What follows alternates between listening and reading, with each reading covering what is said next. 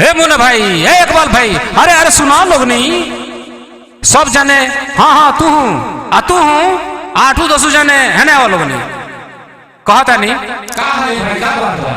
ए मर्दे बड़ी तहनी के बाड़ा जा दे। आज वोट पड़ी, हमनी के विधायक चुने के टाइम बा, अपन नेता चुने के दिन बा, आ तहनी के ई मोबाइल ई व्हाट्सएप पर बाड़ा जाए मर्दे ना हमनी के चलेगा चलते भाई चलो। तो देखो भाई पार्टी लोग बड़का गाड़ी ज्यादा बड़का बात के फेरा में नहीं पड़े के।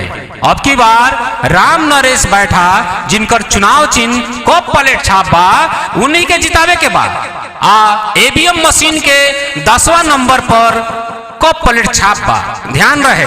चलो लोग सब केहू हाँ ठीक बा, ये हुए जिनकर पिताजी हाँ हाँ हाँ भाई स्वर्गीय कंचन बैठा जी जे 50 बरस तक बड़का पार्टी के साथे रहले, लेकिन बताओ 50 बरस तक बड़का पार्टी के सेवा कैले और उनका साथे का मिलल, धोखा मिलल, अन्याय मिलल।